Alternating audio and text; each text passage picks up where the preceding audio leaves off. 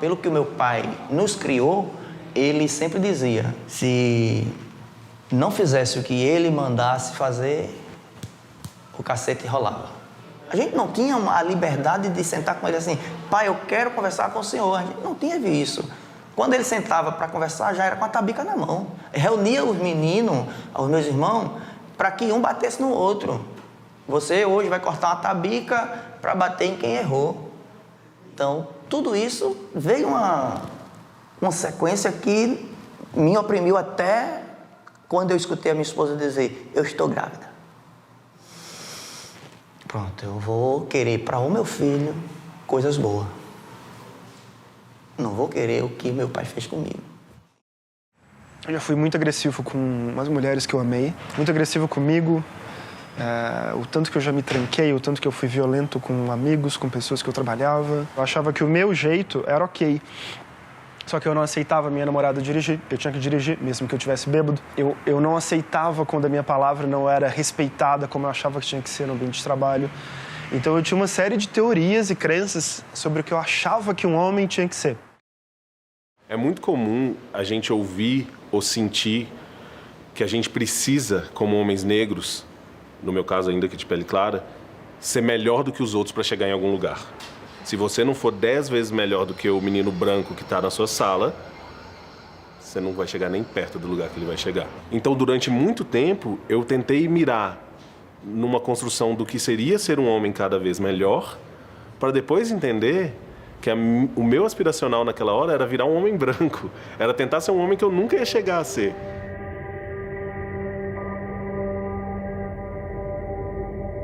Para ser macho tem que ser viril, tem que ser competidor. O homem mesmo tem que estar na roça, tem que cuidar do gado, tem que ir pro arado. O homem sai para trabalhar e traz o sustento da casa e a mulher fica em casa lavando louça, cuidando dos filhos, limpando a casa.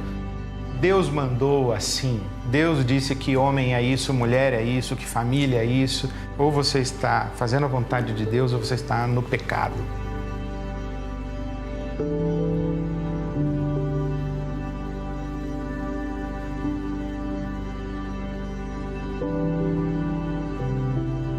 Esses estereótipos de que eu não preciso de ajuda, homem não chora, que aparentemente são expressões de força, de potência, na verdade são grandes expressões de covardia, de medo, de temor, de ser explícita e publicamente fraco e vulnerável. Quebrar o silêncio a respeito de sua própria fraqueza e vulnerabilidade é uma forma de humanizar-se. Os homens, eles desde pequeno, eles têm que forjar uma identidade masculina, que é essa imagem onde é baseada na força, na não sensibilidade. É como se a parte emocional, a parte afetiva não pudesse vir à tona, né? E isso cria uma camisa de força dentro do universo masculino, né? Como se os homens crescessem muitas vezes com suas emoções todas trancafiadas. Isso para mim explica muito por que os homens têm que competir o tempo inteiro, ou botar a sua vida em risco o tempo todo pela honra, ou entendeu? Para provar que é homem, para não levar um desaforo para casa, né? Então, assim, os códigos que nós estamos passando e vivendo na sociedade, elas são extremamente ameaçadores para os homens, porque os homens, eles se matam e eles matam aos outros. Eu acho que ser capaz de identificar poucos sentimentos, não ser capaz de nomear o que se sente, é um dos motivos que levam vários homens a usar a violência como linguagem. Essa linguagem vai perpassar a relação com ele, mas com outros homens, com mulheres, com filhos. Talvez não seja a coisa mais urgente, mas talvez seja a coisa que mais atinja várias das coisas urgentes que a gente precisa endereçar. O que os homens estão escondendo por trás de tantos silêncios? Para discutir masculinidades é essencial abrirmos essa caixa. 83% das mortes por homicídios e acidentes no Brasil têm homens como vítimas. Eles vivem 7 anos a menos que as mulheres e se suicidam quase 4 vezes mais. 17% deles lida com algum nível de dependência alcoólica. Quando sofrem um abuso sexual, demoram em média 20 anos até contarem isso para alguém. Cerca de 30% enfrentam hoje ejaculação precoce ou disfunção erétil. Homens são 95% da população prisional no Brasil, sendo que a maior parte dos encarcerados são jovens, periféricos e com ausência de figura paterna. Negros e LGBT sentem muito mais boa parte disso. Mesmo diante desse cenário, apenas 3 em cada 10 homens possuem o hábito de conversar sobre seus maiores medos e dúvidas com seus amigos. Os homens sofrem, mas sofrem calados e sozinhos. A abertura emocional tem a ver com você dizer: cara, eu tô com medo de não ser competente no meu trabalho. Eu tô com medo de perder a minha parceira, ou meu pai tá muito doente e eu não sei como reagir em relação a ele, eu não sei o que falar e eu tenho um monte de coisas engasgadas aqui que eu não consigo dizer. Isso é abertura emocional. E eu não preciso fazer isso chorando ou dizendo que eu sou um coitado. Quando você escolher falar do que tem dentro, você não vai ser menos homem por isso. Quando um amigo escolher fazer isso, o seu pai, o seu filho, o seu irmão, não faz pouco disso. Pergunta por que ele está falando isso, o que ele sente. Acho que um problema que pode surgir quando a gente fala do silêncio dos homens é pensar, bom, os homens estão o tempo todo falando, se impondo, interrompendo as mulheres em tudo que elas estão falando, eles estão em lugares de poder, como assim os homens estão em silêncio? O que eu mais ouço é a voz de homem falando. É que tem uma diferença entre falar e se revelar de fato. Então, quando um homem fala verbalmente, ele está ocultando muitas camadas de profundidade emocional que ele tem. Ele fala para sustentar uma imagem. A escola tem um papel muito grande neste contexto de o que eu coloco para reforçar ou questionar o que é esta masculinidade. Um exemplo que eu gosto de dar, até por ter sido professora de creche, é que a gente aceita os meninos sujos, com o nariz escorrendo, com uma troca de fralda demorada, o que com as meninas a gente tem uma tolerância menor. Mas com os meninos a gente vai deixando. E com os bebês e meninos negros, a gente deixa eles ainda para o final da fila. Eles são os últimos a serem cuidados. E quando essas expressões partem dos meninos, quando os meninos, por exemplo, têm essa iniciativa de abraçar, a gente ensina rapidamente eles a dar a mão, bate no ombro. Não à toa aos meninos é esperado que eles sejam ativos, dominadores, controladores, em detrimento de uma vida interior cada vez mais sob controle e diminuída. O sentido de ser, de nós estarmos no coletivo, é que o coletivo nos humaniza. Então, eu aprendo a ser um ser humano. Eu posso aprender a ser um ser humano mais afetivo ou menos afetivo mediante as experiências que eu vivencio. Desde a primeira infância, os meninos crescem praticamente sem ver homens exercendo cuidado. Só 2% dos educadores nessa fase são homens. Assim, é natural acharem que isso não é para eles e que não aprendam a cuidar de si, dos outros e nem do ambiente ao redor. O desempenho escolar dos meninos vem caindo em vários dos países desenvolvidos e também no Brasil. Eles estão desistindo mais dos estudos, entrando menos na faculdade e conquistando menos diplomas. Eles parecem estar cada vez mais sozinhos e confusos. 1 em cada 4 homens de até 17 anos afirma se sentir solitário sempre. E 37% deles nunca conversou com ninguém sobre o que significa ser homem. Será que estamos oferecendo aos meninos referenciais saudáveis para compreender e expressar sua masculinidade?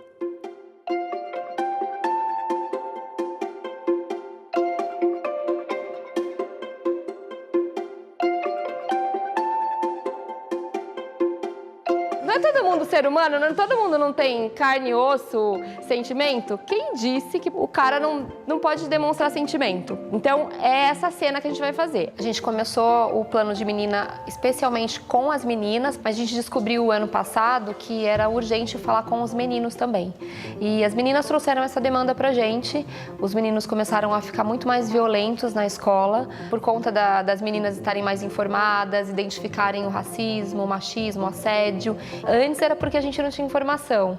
que a gente sofria. Agora a gente também está sofrendo porque a gente tem informação e está sendo mais pesado. Meu Deus, que decepção. Um filho que prefere vôlei do que futebol.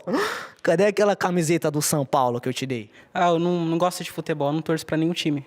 Nenhum time mesmo? Nenhum. Que decepção. Vá já pro seu quarto. Bom, a gente insistiu tanto para que os meninos tivessem também uma roda de conversa para justamente ser algo que a gente crescesse juntos. Para que tanto as meninas, tanto os meninos pudessem entender que não é uma guerra.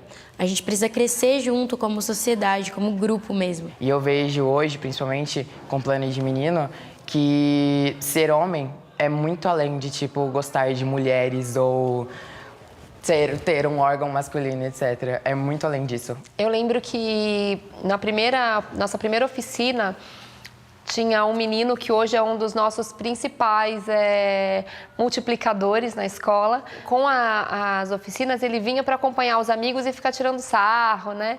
E esse menino, quando eu olhei, ele estava chorando, ele estava super emocionado.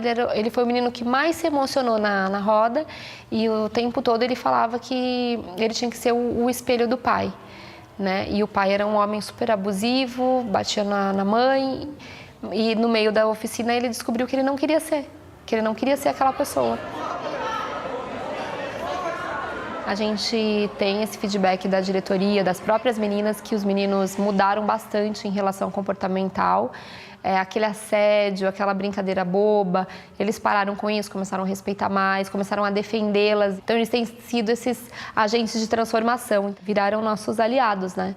Então, a gente começou uma conscientização ano passado com os meninos e começou a promover as rodas de conversa, a falar também sobre sexualidade. Os meninos têm uma questão muito forte em relação à objetificação da mulher, que está muito ligada à pornografia na internet também, né?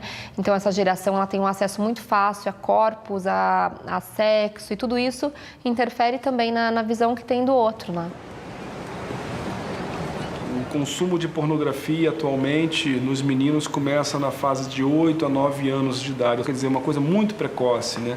Então esses meninos vão para as relações com uma ideia muito distorcida do que é uma possibilidade de troca, entre duas pessoas, pelo menos, e também eles vão muito com essa necessidade da performance, né? Da penetração e de performar, e acaba que não dá muito certo na prática. Sem falar no grande problema que é o vício em consumo de pornografia, né? Tentaram recentemente fazer uma pesquisa com jovens que não consumiam pornografia e jovens que consumiam pornografia. Não conseguiram realizar a pesquisa porque não encontraram esse grupo de jovens que não consome pornografia.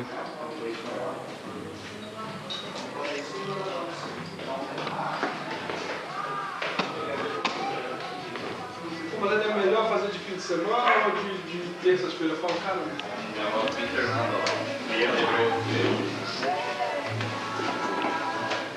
hoje a gente vai entrar um pouco em anatomia avançada, na ideia de hoje, falar um pouco também de ritual a dois, de práticas para casal, né? E alto também um pouco de rituais individuais. O curso que eu dou tem o nome de Tudo que Seu Pai Não Te Ensinou, Sexo e Sexualidade, porque eu fiz uma pesquisa com homens e eu vi que, de fato, os homens não têm essa figura, ou muito poucos têm uma figura de um homem mais maduro, um homem mais velho, com um emocional mais maduro, para que possa ter uma conversa. Quando eu penso na figura do meu pai, eu tenho dificuldade de lembrar momentos em que se conversava sobre sexo, assim.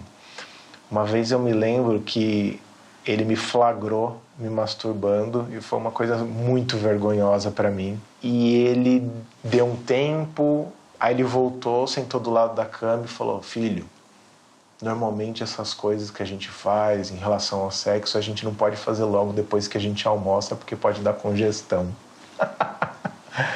Eu paro pra pensar hoje, eu falo assim, eu acho que foi, sei lá, acho que o máximo que ele conseguiu falar sobre sexualidade naquele momento. E aí eu lembro que ele me deu um chaveiro, que era uma camisinha, que falava: em caso de emergência, quebre o vidro. Eu acho que esse foi o momento épico, vamos dizer assim, de conversas a respeito de sexo ou masculinidade que eu tive com meu pai. fato de um homem ter companhia física não quer dizer que ele tenha real intimidade. E intimidade acontece quando você comunica coisas muito profundas suas, fragilidades, medos, receios, dilemas. Então você pode passar anos do lado de um amigo e nunca ter se aberto efetivamente para eles, simplesmente porque você se mantém numa faixa segura de broderagem e de amizade para coisas do lado de fora e não para coisas do lado de dentro. A broderagem tóxica e a broderagem saudável é bem esse antagonismo, né? Por exemplo, o cara chega numa festa e conta uma intimidade para um grupo de amigos, né, que aconteceu com ele, por exemplo, pô, fui transar e eu não tive uma ereção, por exemplo. O cara vira piada. Todo mundo vai sacanear e tal, mas muitos ali passaram por essa mesma situação ou estão passando.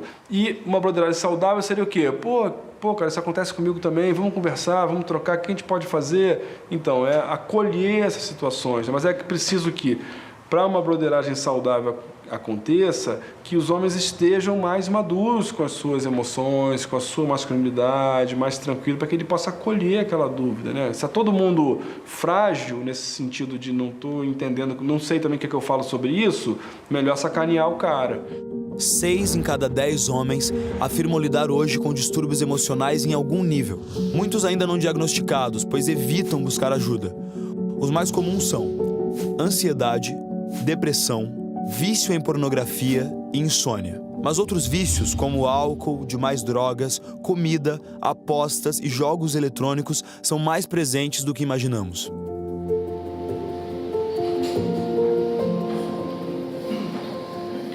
Então, acho que a primeira pergunta que eu queria jogar aqui na roda é: existe ou não existe um movimento de transformação dos homens acontecendo hoje? Nos últimos 3, 4, 5 anos para cá, né? Talvez uma roda como essa não seria possível.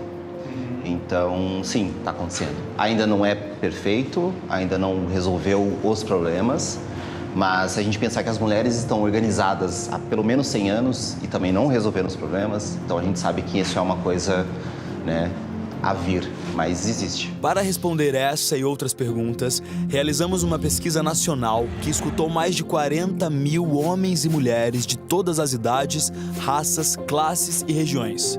Além disso, mapeamos dezenas de iniciativas trabalhando com os homens e as masculinidades, de norte a sul do Brasil. E fomos pessoalmente conhecer algumas delas.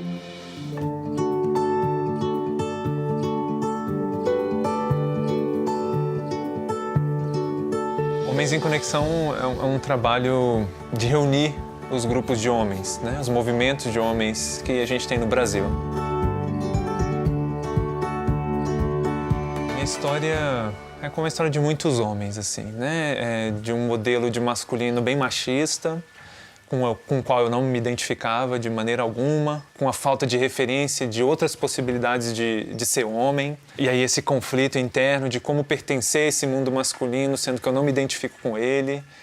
Então, tá nesses espaços, com esses outros homens, com essa pluralidade de homens, de masculino, essa sensação de pertencimento, assim, né? De quem eu sou também é bom. Isso não tem preço, né? É um encontro que eu esperei durante 30, 40 anos, né? Um encontro para discutirmos, né? O que é, como estamos sendo homem na nossa comunidade, né? Entre nós e com as mulheres e na nossa sociedade, enfim. É o grupo que eu queria ter conhecido há 30 anos atrás, né? Fico imaginando o que vão ser os próximos 30 anos dessa garotada, né? Então, para mim, esse encontro e esse trabalho com os homens é algo que é quase que eu não tenho nem escolha de não fazer. Ele acontece, ele me chama, ele me nutre nesse nível, que eu não consigo explicar, mas que é muito nítido toda vez que eu participo.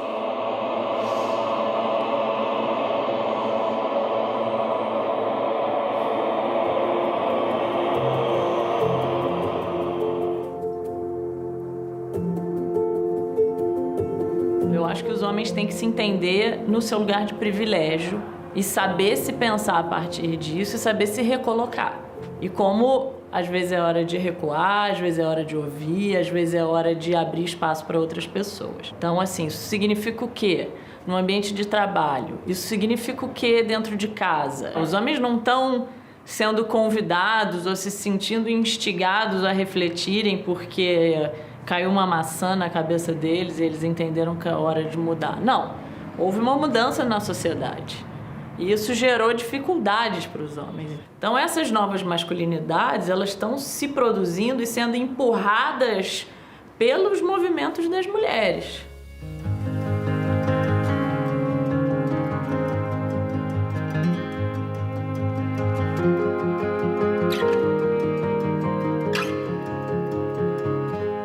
Esqueçam papel, circulem à vontade pela sala, contemplando o outro com o olhar. Precisa pegar em ninguém, nem agarrar ninguém agora, tá? Contempla o outro com o olhar, circulem livremente. Olha, a dinâmica mais forte que eu tenho trabalhado na dimensão nas aulas é a dinâmica do beijo. Eu faço um momento de caminhar na sala e depois eu fecho um círculo, dou o seguinte comando: eu vou fazer um gesto e eu quero que esse gesto ele circule e ele volte para mim. Voltando à roda normal, o círculo, vamos tentar ficar próximo um do outro, tá? Como a gente tá aqui. Eu vou fazer um gesto agora, esse gesto ele vai circular no grupo e ele vai voltar para mim, tá? Quando chega nas meninas, é tranquilo. Mas quando chega na parte que tem lá um grupo de homens junto, aí começa a resistência. Alguns colocam a mão no rosto para dar o cheiro na mão, outro dá o cheiro na cabeça, outro não consegue dar o cheiro. Em uma dessas turmas passadas, no meio da dinâmica, um rapaz começou a chorar. Aí ele foi tomar água e depois que a gente terminou a dinâmica, ele voltou para a reflexão da dinâmica. E eu perguntei para ele o porquê que durante a dinâmica ele tinha se emocionado tanto e ele olhou para a roda, olhou para mim e disse: professor, eu nunca tive coragem de dar um abraço e um cheiro no meu pai. Porque lá em casa, sempre quem foi ensinado a abraçar e beijar era minha irmã com manhinha. E com meu pai eu não podia fazer isso. Trabalhar essa equidade aqui dentro do curso e dentro do CERTA é a gente possibilitar esse espaço para que esses atores eles percebam algumas dimensões que lá fora muitas vezes eles não conseguem perceber ou não têm a oportunidade de perceber. Boa noite, pessoal. Boa noite. É uma alegria ter vocês aqui para a gente poder conversar sobre assuntos relativos ao universo masculino, sobre o que a gente tem vivido, sobre o que a gente passa, sobre o que a gente já passou e muito provavelmente sobre coisas que talvez a gente não tenha falado com ninguém ou não tenha falado claramente ainda com outras pessoas. A roda de ontem foi excelente, gostei muito. Espero que a gente dê continuidade a essa dinâmica, a esse conhecimento, que primeiramente a gente se descobre, né? Aquilo que está, digamos assim, oculto dentro de nós, que possa se expandir, se esclarecer. Aquela roda de ontem foi isso, foi sair da escuridão. A própria história ela se concebeu um pouco como se o homem do campo ele fosse um ser intocável, que ele tem que ser aquele exemplo de homem forte, né? Que é o homem do pesado, que é o homem que não chora. Mas quando a gente vivencia essa metodologia aqui de formação, a gente começa a compreender um outro contexto. O próprio homem ele começa a se perceber com um outro olhar.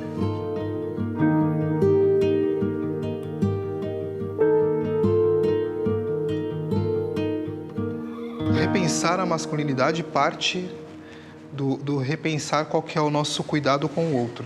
Eu dei um exemplo num grupo de pais pretos um tempo atrás, que os caras estavam falando, reclamando das companheiras, e aí eu fiz uma pergunta, lancei uma pergunta, eu falei: escuta, você sabe, sua filha tem 5 anos, 5 anos, você sabe quantas calcinhas da sua filha tem na gaveta dela?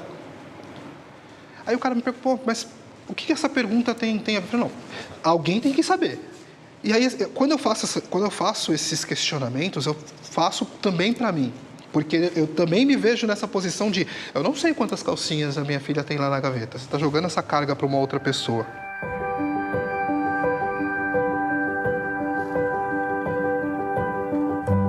E aí uma pergunta que eu trago: por que ninguém se prepara para a paternidade? Porque parece que vai vir uma luz divina quando a criança nasce e vai iluminar o nosso ser e a gente... né? A partir daquele momento você é um pai. Né? Só que o amor não é construído de uma hora para outra. Uma relação não é construída de uma hora para outra.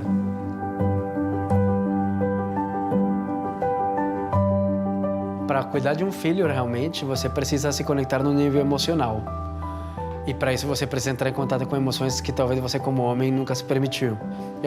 Você se atentar a uma noção de futuro que te traz uma responsabilidade, a não somente sair com o menino e sair à rua, mas sair e pensar num tempo, uma logística de comida, que faz parte do homem, a questão do não cuidado. O homem se cuida menos. E para se cuidar menos, é muito difícil você cuidar de alguém. A maioria dos homens afirma ter o pai como principal referência de masculinidade. Mas só 1 em cada 10 já conversou com o pai sobre o que significa ser homem. Em nossa pesquisa, identificamos o quanto os homens concordam terem sido ensinados cada uma das crenças a seguir, durante a infância e a adolescência. Ser bem-sucedido profissionalmente.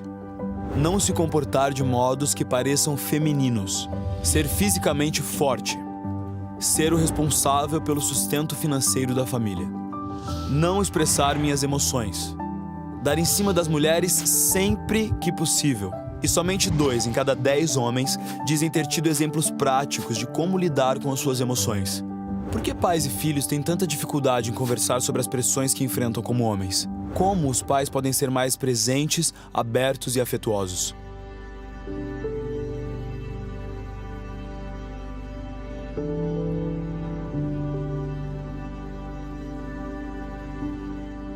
Curso de gestação e parto para homens.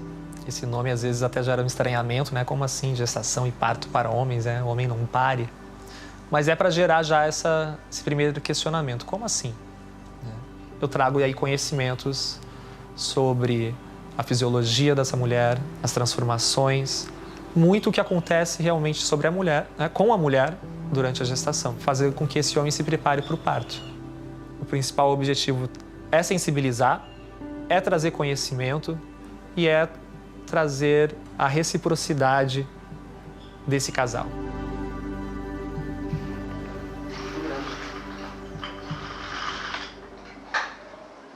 Eu acho que os pilares da paternidade mudaram muito. Antigamente a gente tinha uns pilares que se baseavam em 3 P's, se eu puder falar assim. Você falou pilar igual. Pilar, é verdade. Pilar, tipo... Porque é isso, né? Olha, isso é um pilar. Então é onde está em cima uma coisa, né? Então, antigamente tinha 3 pilares. O pilar da proteção, da procriação e da provisão. Então, a transformação numa paternidade ativa é deixar para trás um pouco a questão da simples proteção e passar para o cuidado. Então, já não é um pai que entra e resolve. Agora a gente tem um pai que cuida. Então, é um pai que já não está esporadicamente, mas está presente.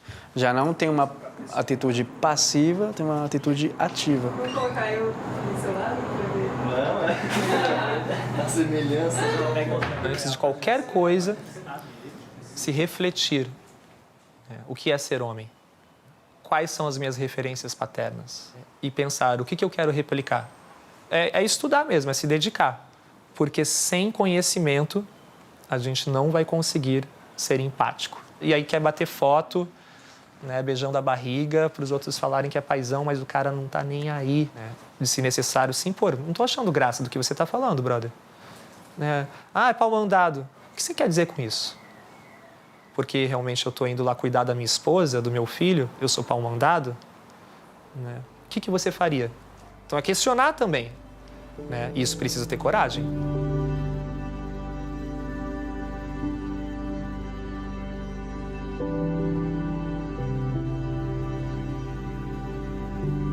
Se você tem um pai que está com você, que te ajuda, você presente, você é privilegiado, sim. Eu vejo que não sou só eu, tem muita gente necessitada dessa figura paterna.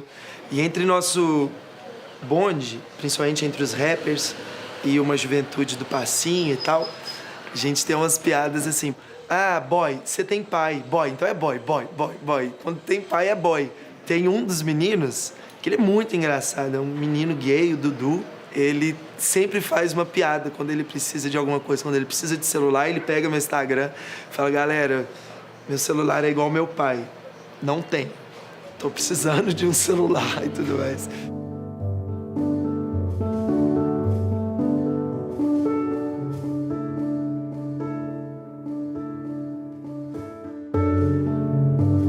Eu acho que a gente começa a ter alternativas de mostrar para a criançada o que é ser um homem legal, incentivando homens legais a protagonizarem.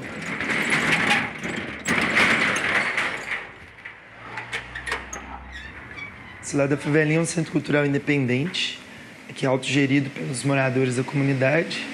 A gente tem 16 oficinas semanais, todas as oficinas são voluntárias. A gente tinha um bazar, esse bazar era para completar a renda do lanche. Aí peguei as peças de bazar, montei os looks com o que eu já tinha e botei a galera para desfilar na passarela. Aí nasceu o Favelinha Fashion Week.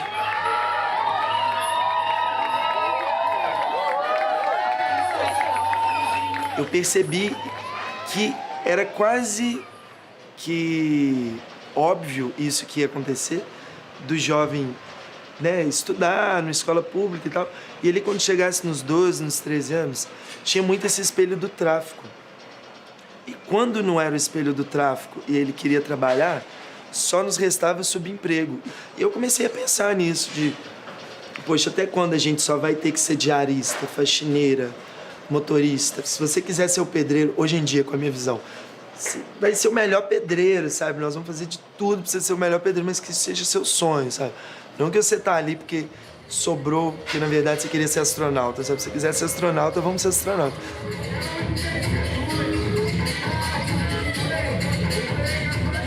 O Cadu é uma pessoa muito mente aberta, ele é uma pessoa, tipo assim, ele não quer saber se é homem, se é mulher, se é gay, se é travesti. Ele abraça e cumprimenta e brinca com todo mundo como se todo mundo fosse o que todo mundo deveria fazer, como se fosse todo mundo igual. Isso é muito interessante, eu comecei a aprender muito sobre a diversidade e a respeitar opiniões, aceitar jeitos através disso, com essa convivência. Então não existe essa questão de padrão, de certo e errado. Venho pra Favelinha, venho pro Cafezal, venho conhecer o nosso centro cultural. Aqui na Favelinha a gente tem uma rede de apoio muito forte. Então eu pego muito para esse lado de ir além de ser só o brother, nós é amigão aqui e tal, e na hora que você tá sofrendo, tipo, sem tempo, irmão, não. A gente tem que ter tempo para esse lado. Então, todo esse convívio faz com que a gente crie essa rede de apoio e por onde a gente passa é o reflexo dessa rede, é o reflexo de, tipo, te amo, sou seu brother e não vamos só até a página 2. Vamos escrever a história inteira, sabe? Vamos ler junto, vamos desenhar junto, vamos diagramar junto. E juntas.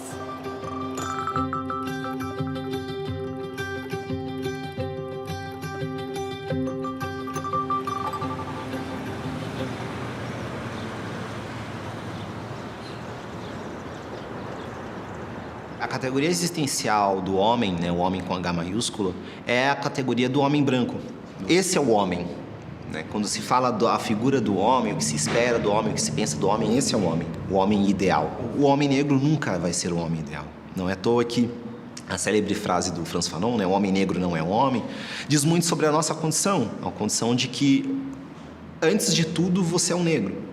E esse negro vai ser sempre correndo atrás do prejuízo em relação a o que você pode fazer para ocultar este lugar do ser negro. E a gente vai tentando se constituir para se aproximar do homem, do branco. Para eu me entender, eu tive que entender as questões do meu pai.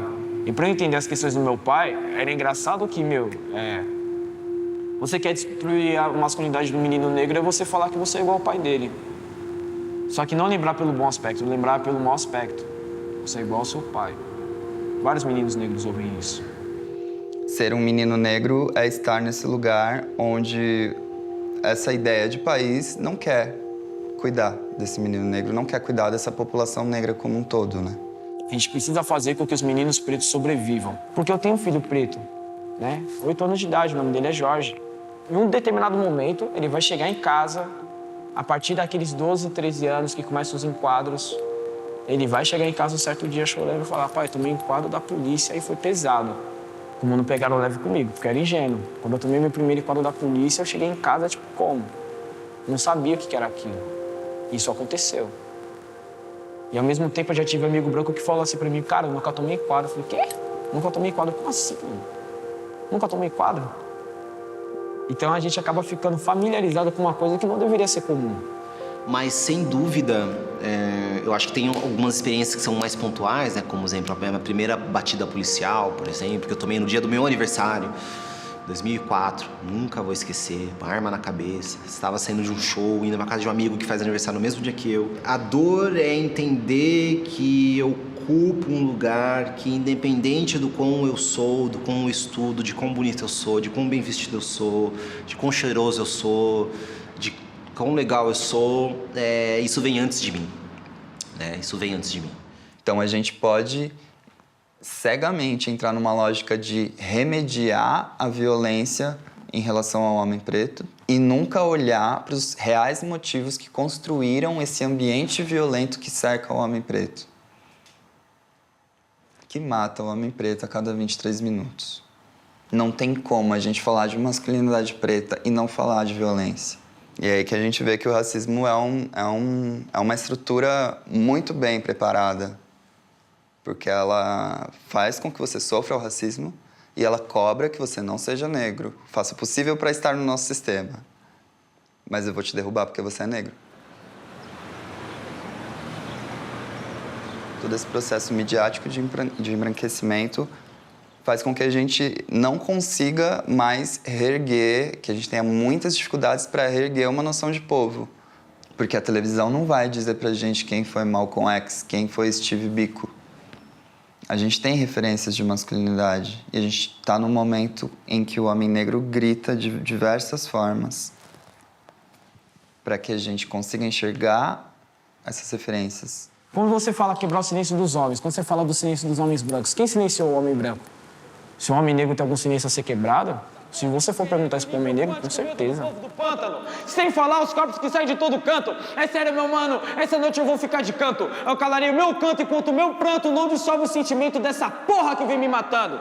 Mas ó, eu aprendi a ser falso com quem é falso comigo, tá ligado? E eu tenho uma vantagem, eles acham que eu não minto e acham que na mentira deles eu acredito, ó. Mas eu, na minha sagrada observação, eu sigo convicto. Invicto contra meus demônios que me pedem pra ser cínico. A transformação do homem preto nas rodas de conversa ela é visível.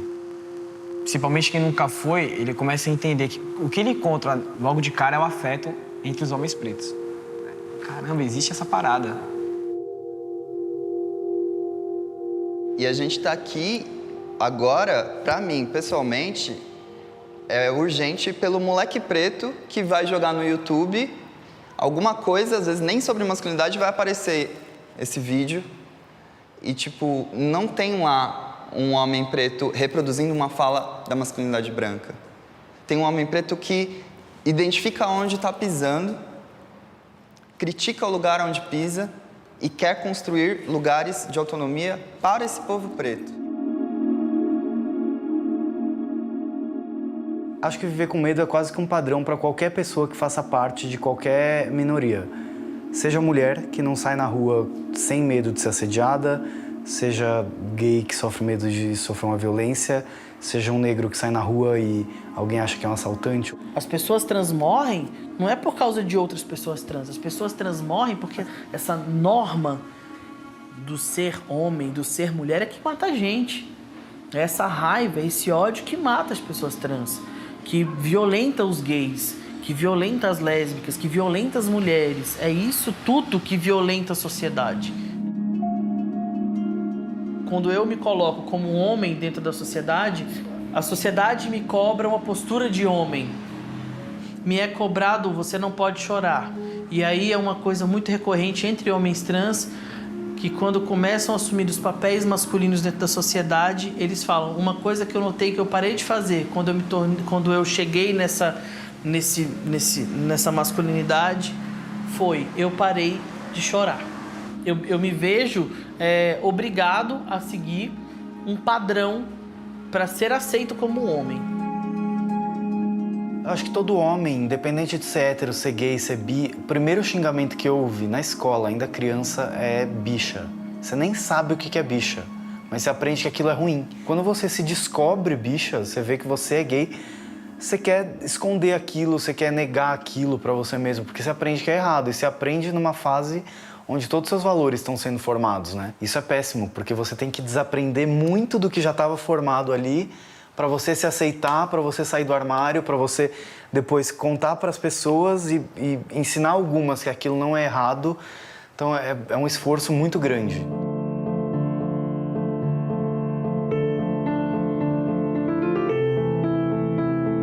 Se você perguntar à igreja o que é a relação masculino e feminino, é uma relação hétero, indissolúvel, monogâmica, fiel até a morte, para gerar filhos.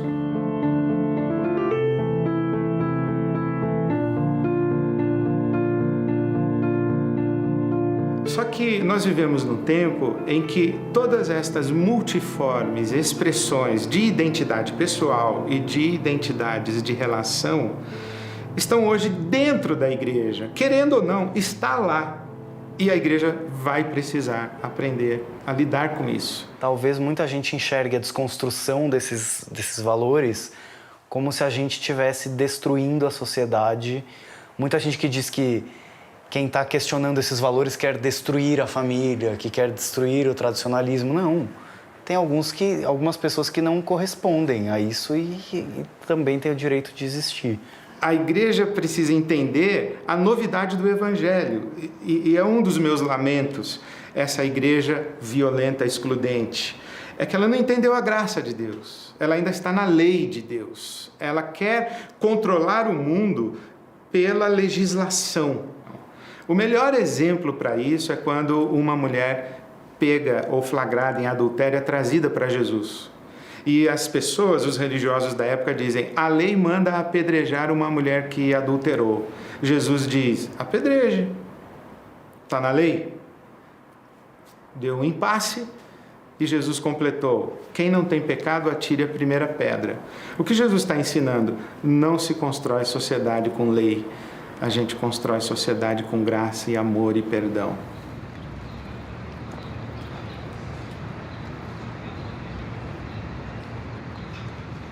Eu acho que existe uma relação muito forte entre a dor que um homem sente e a dor que ele provoca. Os crimes de honra são associados à masculinidade. Os estupros são relacionados à masculinidade. 71% das mortes dos feminicídios, melhor, são provocados pelo ex ou pelo atual. 71%. Então, é esse o nível de masculinidade, é esse o nível de dores provocadas por uma compreensão errada do que deveria ser um homem.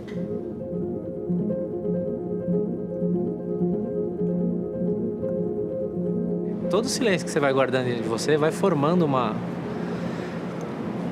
um turbilhão de emoção e chega uma hora que você explode, né? E talvez essa explosão não seja tão positiva. E com 28 anos, eu engravidei uma mulher e eu estava em abstinência, a gente iniciou uma discussão, eu já tinha casado, estava casado. E daí, no meio dessa discussão, eu acabei agredindo ela fisicamente. Mas assim, antes dessa agressão física, a agressão psicológica era diária, né? Acho que toda mulher tem uma história de violência para contar. Toda mulher tem várias histórias de violência para contar. São violências que aconteceram em casa, são violências que aconteceram no ambiente de trabalho, são violências que acontecem na rede. Praticamente 60% dos casos, eles ocorrem quando a mulher fala que quer o divórcio ou fala que quer romper o namoro, o relacionamento, e ele não se conforma. E, infelizmente, a forma dele reagir a isso é com violência. Óbvio que nós vamos falar da mulher, trabalhar com empoderamento feminino e com toda a parte de proteção e assistência a essa mulher que sofre violência. Aliás, eu dedico meus dias a isso. Porém, nós temos que falar do outro lado da violência. Quem é esse homem que está agredindo essas mulheres? Por que ele está agredindo essas mulheres, como fazer para que ele não agrida mais, porque todos os casos de feminicídio vêm numa escalada da violência. Se você consegue impedir, de alguma forma, aquele homem de continuar nesse fluxo, nesse ciclo, você consegue evitar a morte de uma mulher. E aí, com pesquisas, conhecendo outros projetos, inspiradas em outras experiências, eu desenvolvi o Tempo de Despertar. O Tempo de Despertar é um projeto de grupos reflexivos de homens autores de violência. Lá se discute construções sociais, se discutem relações entre homens e mulheres, para que eles vão se conscientizando, refletindo sobre o que eles pensam ou deixam de pensar e sobre o que eles podem fazer para diminuir a violência. Eu recebi uma intimação, não sabia do que se tratava, fui no fórum para ver, aí eram essas reuniões. Eu fiquei completamente revoltado. Porque eu falei, eu não tenho que estar aqui, eu não estou mais com a pessoa que eu agredi, eu não uso mais droga, eu não tenho mais problema. São reuniões a cada 15 dias, né, os encontros. Eu fui no primeiro, não gostei, saí de lá super revoltado. Mas enfim, né? Aí fui no segundo. No terceiro encontro, no final do encontro, eu tive a oportunidade de estar expondo o meu caso. Eu fui me abrir com o pessoal da equipe e tal, e daí eu falei, tem muita coisa para mim mudar, sabe? Tem muita coisa para mim aprender aqui. Eu comecei aí, mas com vontade, sabe? Como são a cada 15 dias, é uma semana sim, uma semana não, na semana que não tinha, eu comecei a sentir falta do projeto, sabe? Quando finalizou em dezembro, em janeiro eu tava procurando eles porque eu queria mais, sabe?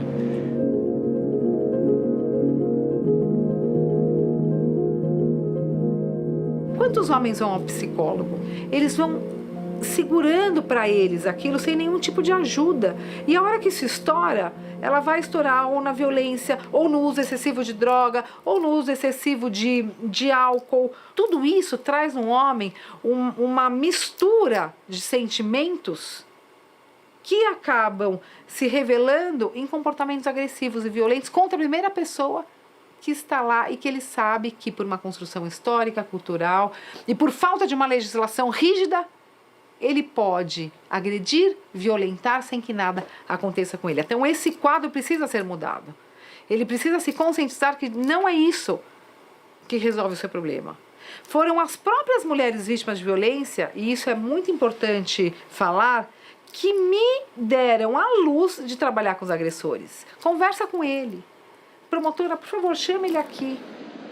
Hoje eu consigo tratar minha companheira com respeito que ela merece. Sei que não vou ser menos homem porque eu tô passando um pano, ou porque eu tô lavando uma louça, ou porque fui pro fogão.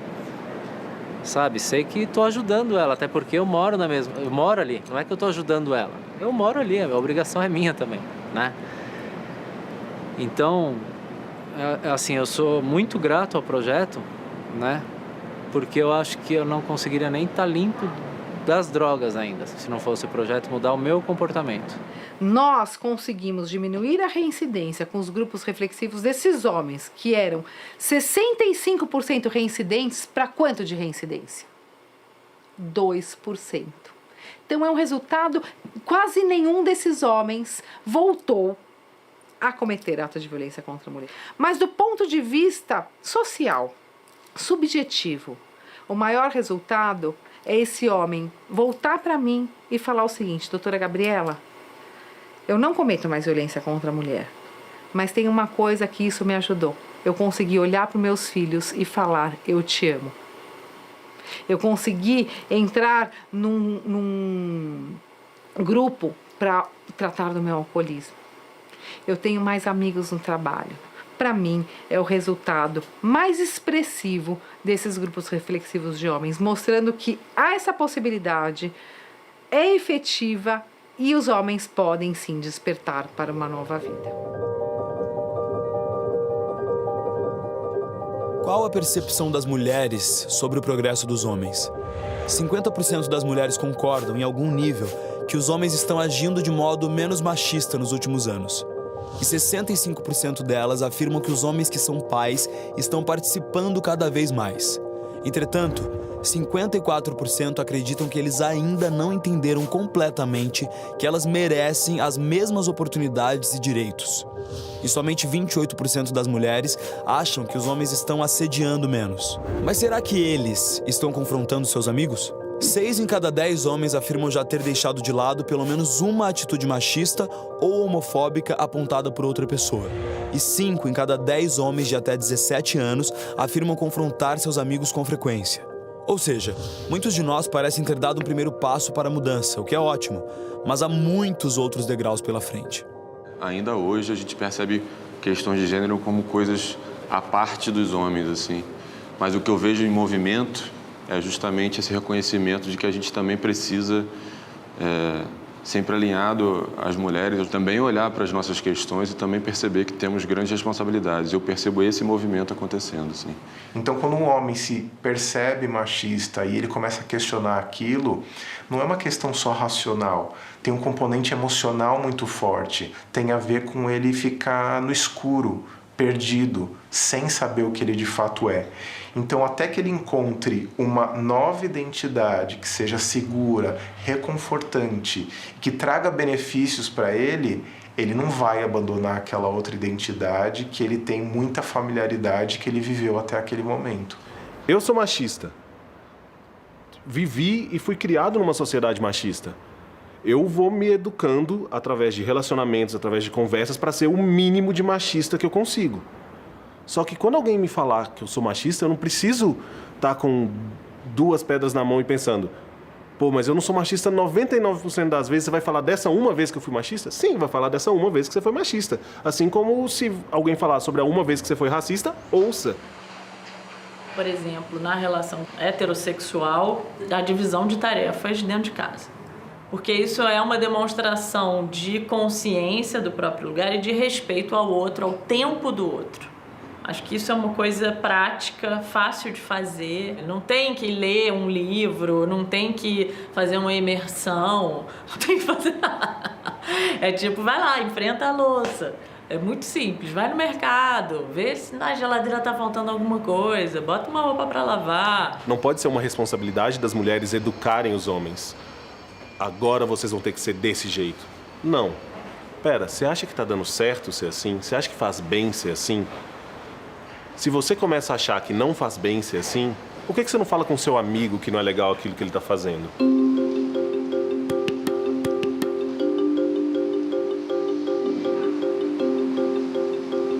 Eu acho extremamente importante os homens conversarem entre si por uma razão muito óbvia. Nós não aprendemos a conversar. Falar com outro homem pode ser o início dele se soltar e poder falar com o mundo, interagir melhor com o mundo de uma outra forma. É pelo desconforto, né, e o acolhimento desse desconforto é que pode se gerar essa transformação. Como fazer isso? Estar sujeito, estar disponível a esse desconforto. Muitas vezes diz que se quer transformar, diz que quer fazer parte desses grupos, mas nunca passa da página 1, que é o se ver, o se reconhecer, se responsabilizar em relação às coisas que você faz, você pensa, você decide. Então, acho que para criar um grupo desse, as pessoas têm que estar dispostas a lidar com o desconforto. E, claro, com a possibilidade de escutar. Então, a gente tem um papel fundamental nesse debate, já que somos nós os protagonistas da violência, somos nós que nos matamos mais, somos nós que violentamos de uma maneira geral muito mais do que qualquer outra pessoa. Olha, eu acho que os grupos de homens se reunindo atualmente é necessário, assim, principalmente por ser esse espaço de broderagem saudável.